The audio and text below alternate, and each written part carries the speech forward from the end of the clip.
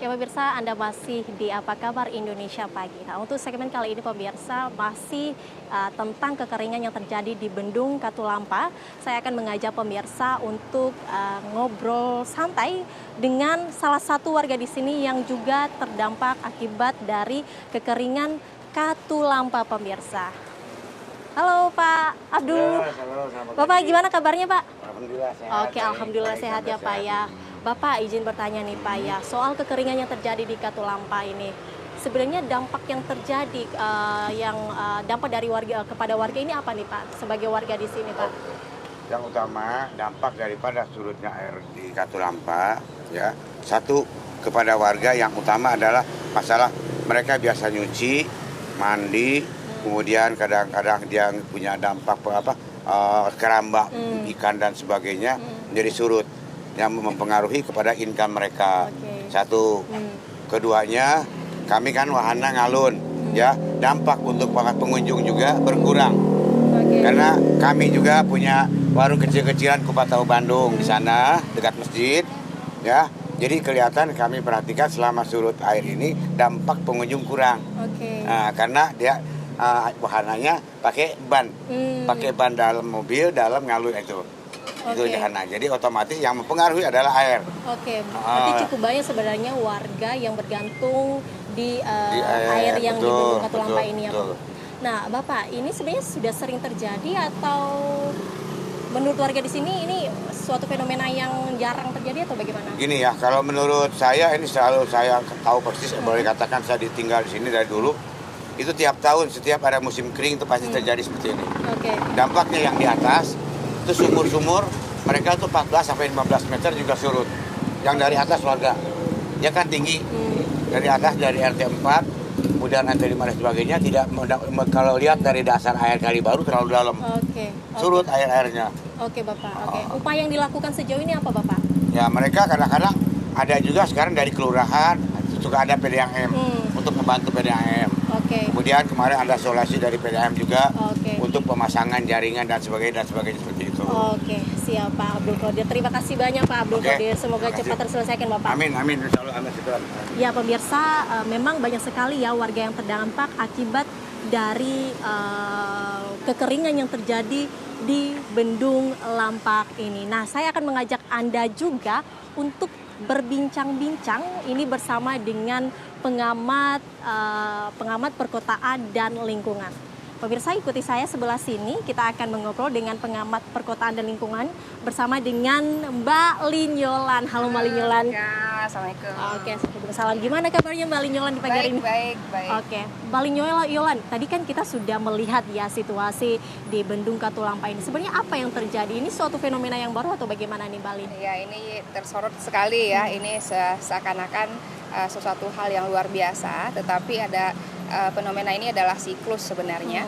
Siklus yang terjadi setiap tahun dan di tahun-tahun tertentu itu semakin parah atau tingkatnya lebih tinggi begitu. Nah, ini selain dari kejadian alam, tapi juga ada beberapa akibat dari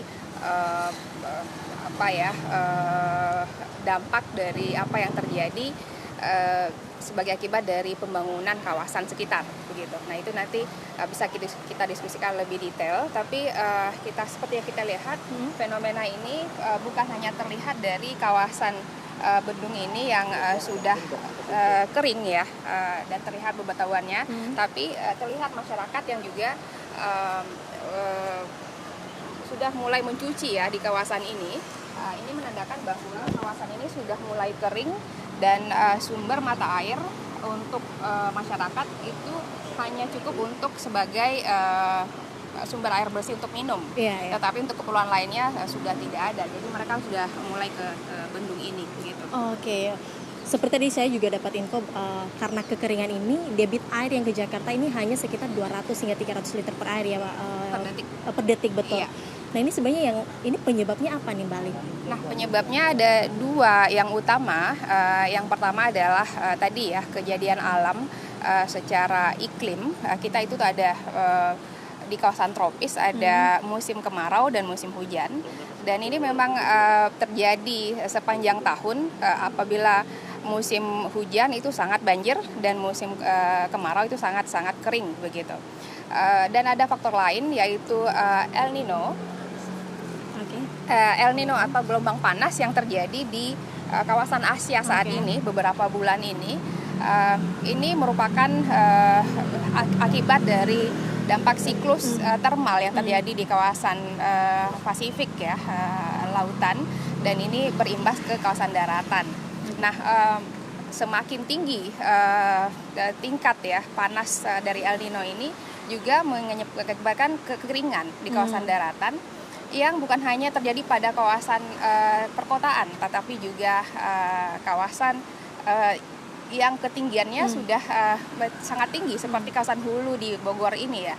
Nah, ini sangat menarik karena harusnya kawasan ini adalah kawasan yang dingin, betul. Ya. Tapi di sini sudah panas dan malah kering begitu. Nah, ini menjadi menjadi satu pertanda bahwa bukan hanya akibat dari siklus iklim tersebut, tapi juga ada akibat dari perbuatan kita manusia. Jadi pembangunan kawasan yang sudah melebihi kapasitas yang bisa ditolerir oleh alam itu sendiri sudah mengakibatkan kekeringan ya dan lain-lain. Dampak dampaknya ini yang mungkin Mbak Lin nilai ini apa nih dari pandangan Mbak Lin? Dampaknya yang pertama tentu saja aliran air ini sudah berkurang ya dari hulu ke hilir. Ya, betul. Karena kita bukan hanya berpikir secara mikro atau lokal di kawasan Bogor ini, tapi juga ini akan berdampak terhadap aliran air sungai yang dari 13 anak sungai itu ke hilir Jakarta dan kawasan pesisir. Nah, ini salah satunya. Dan yang kedua, pada kawasan sekitar sini masyarakat juga mengalami kekeringan. Betul. Ya. Tadi sumber air bersihnya jadi berkurang ya untuk minum dan kegiatan sehari-hari, dan juga kawasan pertanian menjadi kering juga ya, kering, jadi persawahan menjadi kering dan lain-lain, sehingga secara umum nanti akan ada selain krisis kering ini, krisis kemarau, akan ada krisis pangan. Ya. Krisis pangan karena kawasan pertanian dan perkebunannya itu terganggu, terdampak begitu. Ini prediksi dari dan menurut pandangan Mbak Lin juga ini akan terjadi krisis pangan karena memang tadi juga beberapa warga bergantung hidupnya di air ini ya, terutama di kebun-kebun dan pertanian juga ya. Apa sebenarnya upaya yang seharusnya dilakukan oleh warga nih? Ya, upaya yang bisa dilakukan bukan hanya oleh warga ya, tapi juga oleh pemerintah ya dan ke swasta. Tapi secara jangka pendek kita yang pertama untuk mengatasi krisis air ini dulu ya. Jadi sumber air itu bukan hanya bersumber pada air tanah atau air sumur, tapi juga ini ya, adanya bantuan air bersih dari pemerintah ya untuk warga-warga sekitar, terutama untuk minum nih. Kalau untuk mencuci dan lain-lain, mungkin mereka masih bisa memanfaatkan debit air yang walaupun rendah tapi masih bisa dimanfaatkan ya.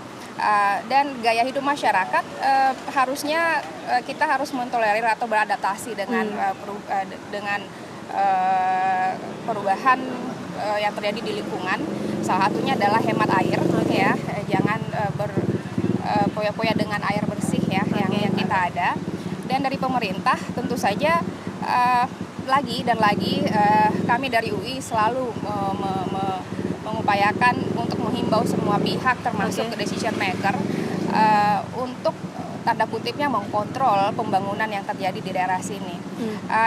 Bendung ini dulunya ya di tahun 1900-an atau 1800-an fungsi utamanya adalah memberikan irigasi terhadap kawasan sekitarnya.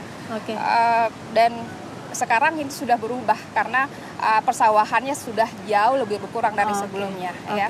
Siap Mbak Lin. Mbak Lin, terima kasih banyak perbincangan kita kali ini Mbak Lin. Sama-sama Mbak Vega.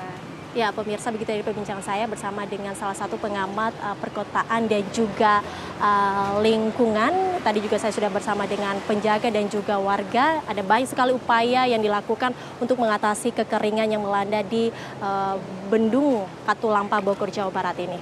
Demikian, kembali ke Anda di studio. Baik, terima kasih Prita Zega mengabarkan langsung dari Bendung Katulampa yang saat ini kondisinya sedang kering ya. Ya, ternyata dampaknya cukup luas ya, tidak hanya dirasakan oleh wilayah Bogor saja, tapi juga bahkan di ibu kota DKI Jakarta. Baiklah pemirsa, kami akhiri dulu Apa Kabar Indonesia pagi hari ini. Semoga bermanfaat untuk Anda. Apa Kabar Indonesia pagi juga masih akan kembali untuk Anda esok hari. Saya Maria Segar. Saya Bayu Andrianto, terima kasih atas perhatian Anda. Selamat pagi dan sampai jumpa.